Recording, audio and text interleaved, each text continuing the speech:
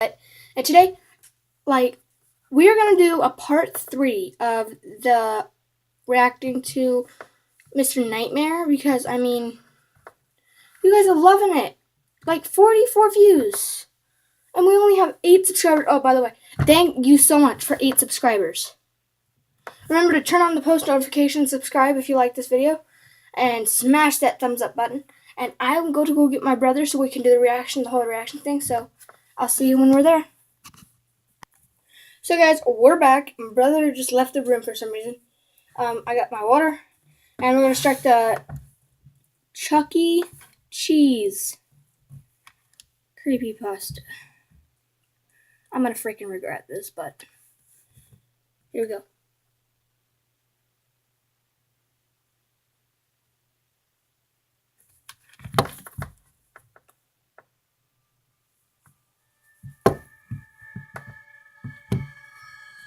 Chuck E. Cheese's, known as a place where a kid can be a kid, isn't as innocent as people make it out to be.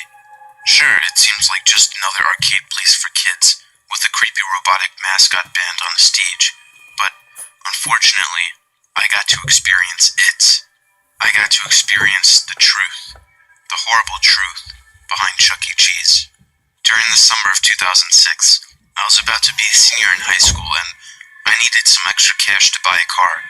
So I decided to look for a job. I searched the newspapers daily for any job openings anywhere, but I found more news stories about missing teenagers than I did job listings. It was a strange time. My parents didn't want me going out anywhere, and most parents kept their children indoors at all times. It was the 6th missing teenager that month. It was in the paper, on the news, it was everywhere. They all seemed to be either 16 or 17 years old. I came from a small town in Pennsylvania, but these disappearances brought a lot of attention to our town. However, these reports didn't stop me from going out to look for a job.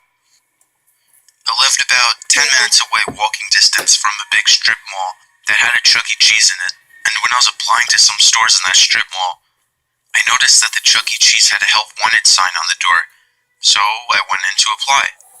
I asked the employee standing by the entrance for a job application, and without responding, he called for a manager.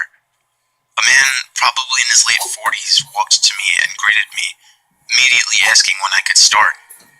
He didn't even interview or talk with me, he just basically offered me the job right away. This shocked me because I had never heard of a job that didn't require some kind of interview. I told him I could start work immediately. The man told me to come back the next day to be trained and to receive the employee uniform. I left the place so excited I didn't even think about how weird it was. I had just gotten a job.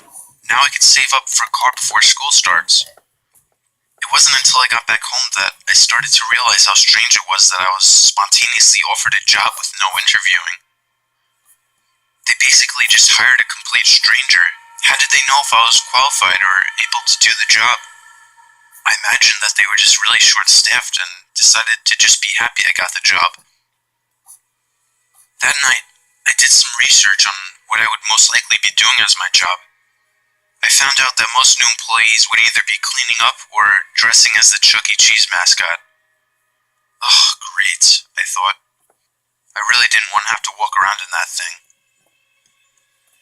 I went back the next day around 4 o'clock. The manager greeted me and gave me a red shirt with the Chuck E. Cheese logo. He then proceeded to show me what it was I would be doing, which was cleaning tables, sweeping floors, and cleaning and maintaining the robotic mascots. I was relieved that he didn't mention dressing in the Chuck E. costume, but I didn't understand what he meant by maintaining the robotic mascots. I asked him what he meant by that, and he explained that sometimes the animatronics get quirky, particularly Chucky. He explained that sometimes, even in their idle states, the animatronics get overheated and need to be cooled down, or they might break or glitch. So my job was to prevent that by spraying the fur of the robots with a bottle containing some kind of liquid, probably water. Somehow that would cool down the animatronics or something. I didn't see how that made sense, but I didn't question it. It seemed easy enough. After showing me all of this, the manager asked me if I was ready to start working today. I was shocked, but I was anxious to make money, so I told him yes. It was only then that he finally introduced himself as John and asked me for my name. After I introduced myself, he seemed in a hurry to leave. Before I stopped him and asked him if he needed my personal information and worker's card since I was only 17, he chuckled and responded, "Don't worry about that, bud. This job is off the books." I asked him what I should start doing and when my shift ended. He told me to clean tables for now and to leave when instructed. After this, he stormed out of the building without even saying goodbye or good luck. I stood there, feeling awkward and extremely confused. What kind of job was this? Leave when instructed? How long were they going to keep me in here? And they didn't need any of my information? I got started cleaning tables and continued to do so for a while. It wasn't so bad so far. About an hour into my shift, an employee told me to go backstage and clean up the robots before their show. John, the manager, had showed me the stage earlier, and cleaning these furry robots seemed easy. I can't believe kids I filled a think bucket that with these soapy things water are and brought cute. some paper towels over to the robots. They all seemed perfectly clean, just like I expected. How creepy. Why would they get dirty in the first place? But I figured I should just do it anyway. I started with the character all the way on the right, the human one dressed like a chef. I rubbed a damp paper towel around its face. Not that it changed much. It looked just as clean afterwards. I repeated this process until I reached the Chucky robot, which was all the way on the left side.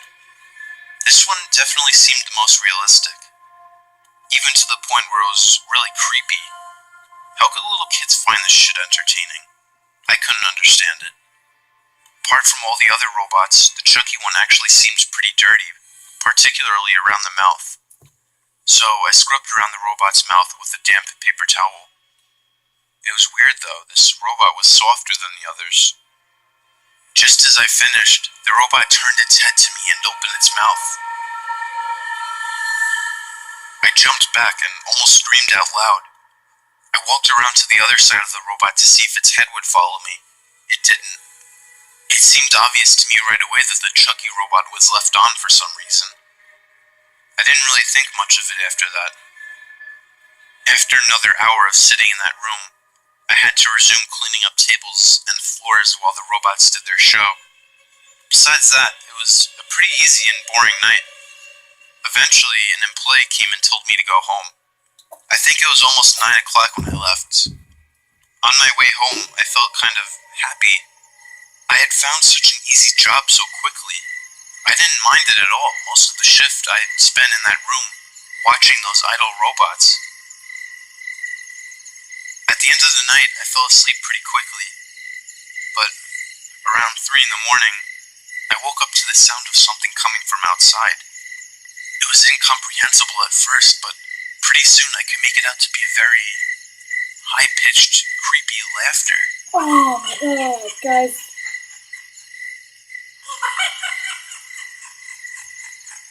It's Chucky. We lived on a really quiet road, and It's not hardly Chucky, ever was it's there Chucky, somebody please. walking past our house. It's Chucky the I felt a bit unnerved, but I get I got it, up to look out Chucky. my window.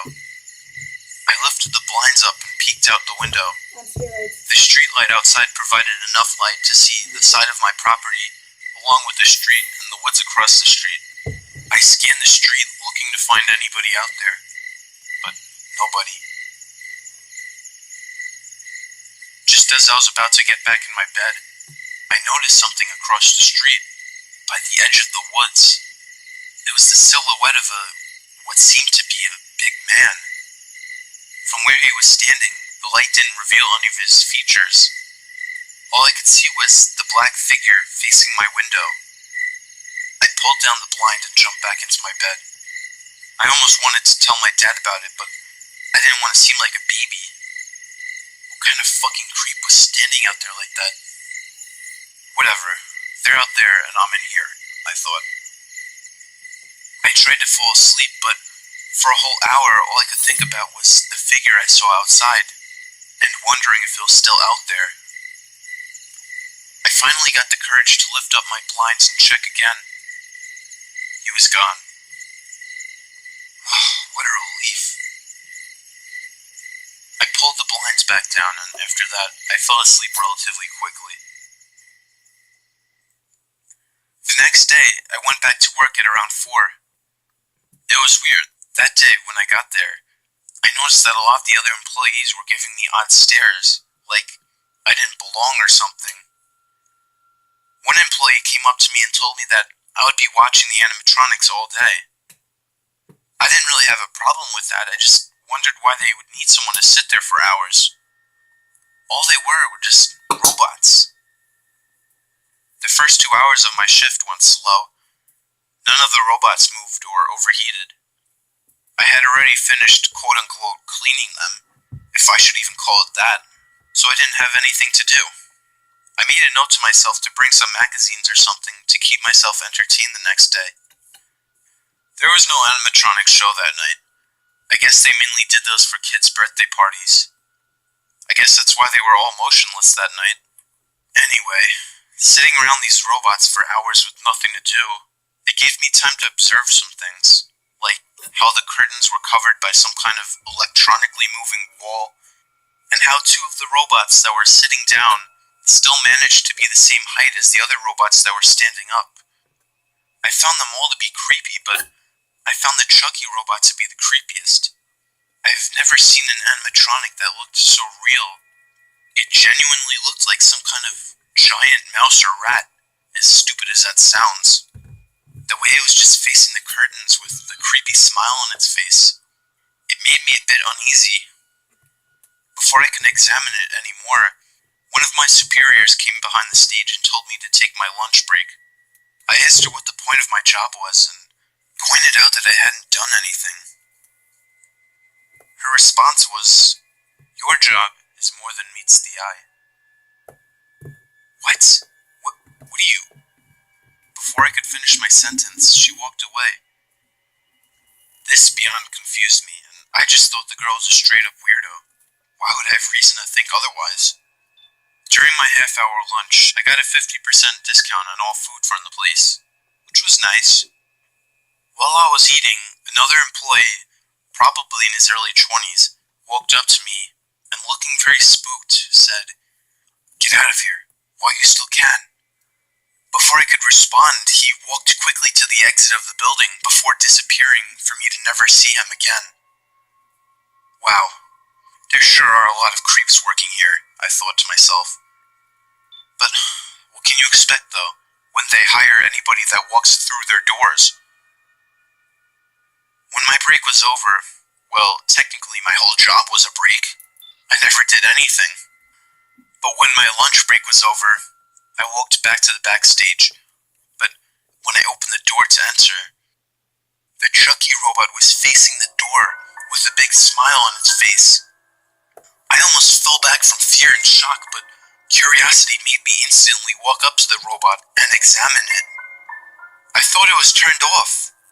I gave the robot a few knocks on the arms to see if it would react.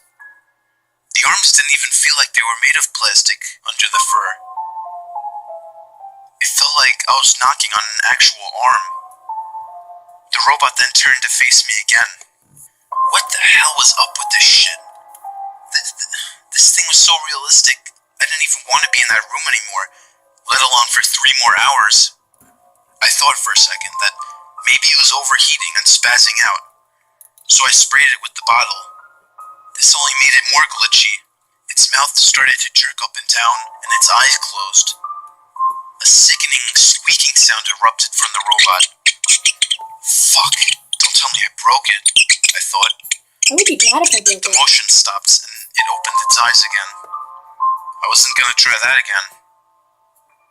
I went to go sit back down and just try to ignore it. I wanted to get through the shift quickly without scaring myself too much. But when I sat down in the chair and looked up, the Chucky robot had yet again turned to face me. I didn't like this. They made this thing too realistic.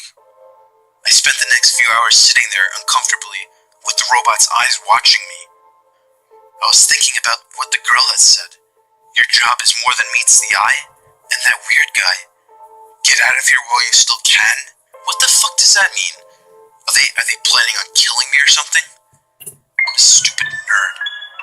He's probably just trying to be an asshole. I checked my watch repeatedly, anxious to get out of there. I was waiting for somebody to come in and tell me that I could leave like the previous night, but nobody came in. It was 10 o'clock exactly, so I decided to just leave. I walked out the back door of the stage and left it open in case somebody needed to get in there and turn off the robots. As I walked toward the exit of the building, I realized that there wasn't anyone in sight. Some lights had already been shut. I guess they closed pretty quickly. I was sure there was a manager somewhere closing up, so I felt it safe to leave. During my walk home, I reflected on the whole situation. How fast I was hired, how weird my job is, all the stares from the other employees, and the strange comments people are making about me. I started to think, if they weren't going to have a show tonight, why did they need me to come in? Why not just turn off the robots? Why did they need me to come in and watch them for 6 hours? What the hell was I watching? I really wasn't comfortable with the job anymore, and decided that the next day I would go in and tell John the manager that I'm not interested in staying. You ain't gonna get to see. That night, while laying in bed, I tried to think about other places that I could work, but the thought of the Chucky robot staring at me kept coming up. I don't know why. I mean, it seemed obvious that the robots had advanced interactive technology. It was a little too advanced. That was the last thought I could remember before drifting off to sleep. I woke up at around 3 in the morning again, to the same disturbing laughter coming from outside my window.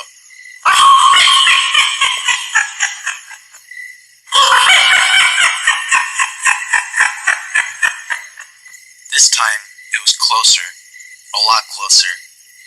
My heart started pounding in my chest. The person I saw last night was back again seemingly to harass me. I had to confront this person, so I got on my feet and put my hand under the blind, gathering the courage to pull it up. It would be out of my With heart. one instant boost of courage, I jerked the blind up to reveal it. It was the face of the Chuck E. Cheese mascot, standing right outside my window, looking right at me, with the same smile I had seen in the Chuck E. Cheeses. I almost jumped out of my skin in fear. I stumbled backward on something on the floor, causing me to fall to the ground. I barely managed to get back up on my feet, then realizing that the face at the window was gone, I grabbed the blind handle and yanked it down. I sat down on my bed to try and comprehend what just happened. Somebody was pulling a prank on me. Those assholes. They followed me home and threw a Chucky costume on just to scare me. I knew they were all assholes. The way they stared at me, whispered as I passed by, and the strange comments. I bet it was all that stupid fucking nerd I saw earlier that day. I'm probably some kind of pawn in one big prank. That's why they hired me so quickly.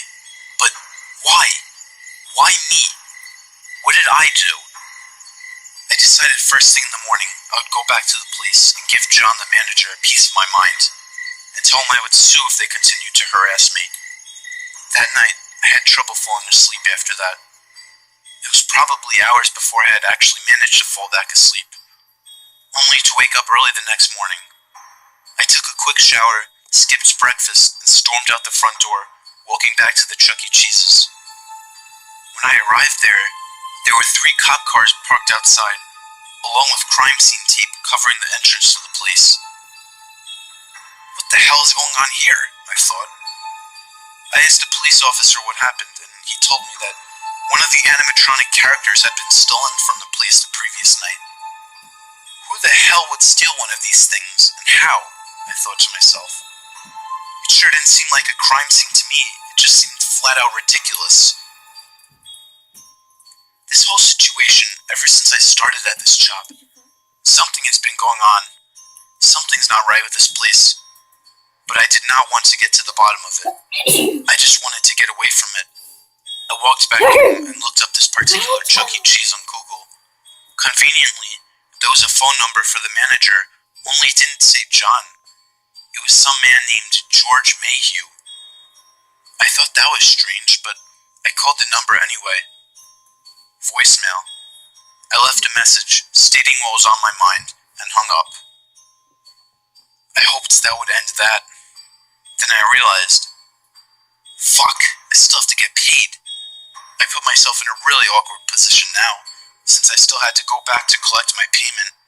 Ugh, whatever, I'll do it tomorrow, I told myself. Besides all of that, the rest of the day went slow and normal. It wasn't until night that I found out that my dad was working the night shifts. My mom was already staying the night with my grandma, who was feeling ill, which meant I had the house to myself. I could have had a few friends over and stuff, but I wasn't in any mood for that. I needed time to myself to reflect on what was up with that Chuck E. Cheese.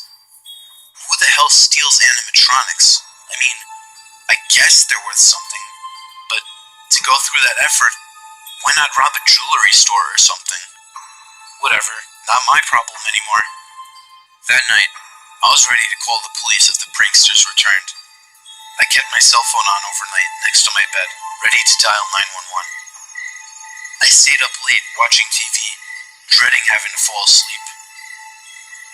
I watched TV until about 2 in the morning, before finally trying to fall asleep. But I couldn't. My mind was racing.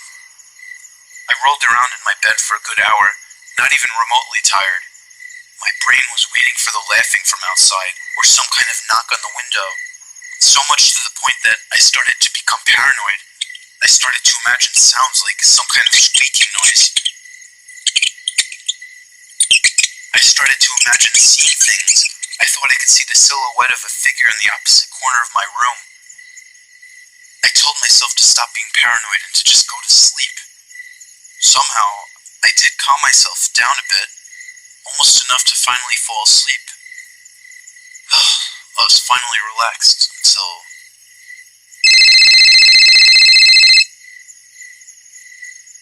It's a phone call. It's probably from Chuck E. Cheese. What the fuck? Who the hell is calling this late at night? It's in the morning, dude. I checked the caller ID. It said unknown number. To hell, like I was going to answer that. I put my cell phone back on my desk and rolled back onto my side. I was so close to falling asleep, and now I was wide awake again. I knew I didn't answer the phone because I was partially afraid to. It was probably about a minute or two later when I heard the voicemail tone go off on my phone. The caller had left a message. I truthfully did not want to listen to it. I told myself to listen to it first thing in the morning. Let's hope it's But then, a sickening thought came up that the call was to inform of bad news of my ill grandmother. I snatched the phone, flipped it open, and pressed the button to listen to the voicemail. I heard an oh-so-familiar voice. It was John, the manager from Chuck E. Cheese. I'm sorry. Truly, this is nothing personal. You have to understand. We needed you. We needed someone. He's getting hungry. He needs to eat, or else... Listen to me. Listen to me when I tell you your sacrifice will not be forgotten. Understand that we only do this to save humanity. We can't kill it. Our attempts only anger it. If we don't feed it... Oh God. We never planned on it escaping. We needed it to consume only in the room backstage. Oh God, I'm so sorry. What the fuck was that? What? This joke has gone far enough. This is completely fucking insane. I have to call the police.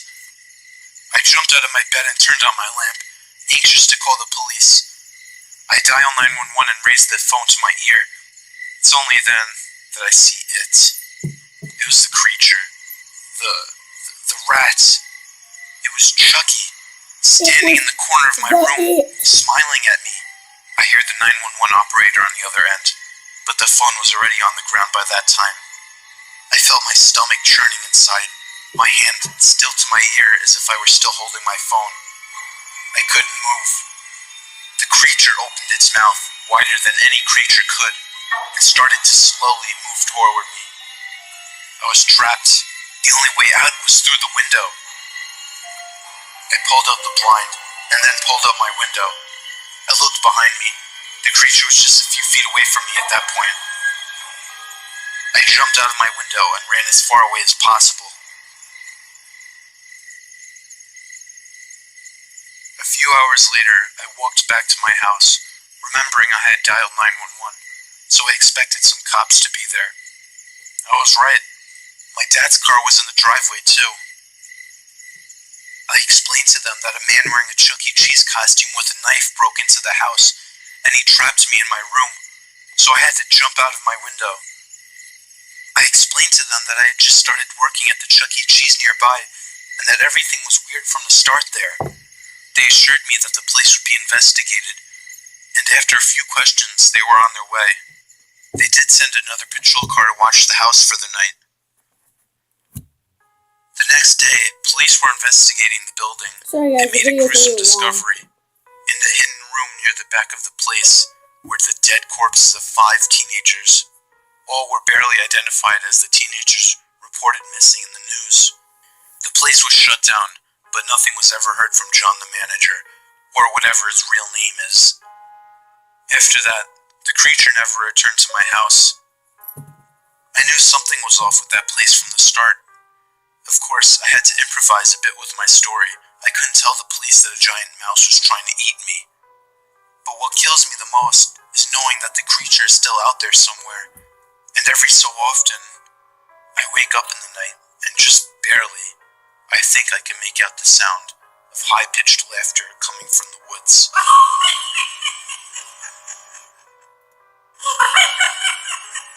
Well, I've never told the story to anyone before. Now you know the horrors that go on in Chuck E. Cheese's. And if you're lucky enough to ever find yourself stuck in one in the future, just remember, that animatronic mouse you see on the stage may be more than meets the eye.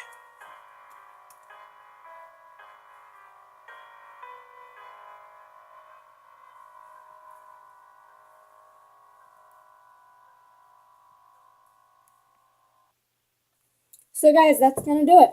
Sorry we didn't talk much. We wanted you guys to hear the best audio out of it. So thanks for watching. That second time, where that laugh was really high pitched, it was terrible. It was like,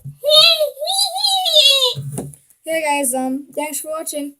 Sorry that it's 30 minutes long. This is gonna take forever to upload, but thanks for watching, and we'll see you in the next one. Can we hit how many likes? on this video, I would say 4. Okay, 4. We're going for 4. On our highest liked video, it was 3. Yeah, Let's go for 5 or 4. Smash that thumbs up button. Subscribe. Turn on post notifications so you get notified every time wait. Don't smash it. I don't want you paying another $200 on a phone. Okay, just tap the thumbs up button, subscribe, turn on post notifications so you get notified every time that I put your hand up make a video. like this. Just tap it. Yeah, just tap it. So, yeah, I'll see you guys in the next one.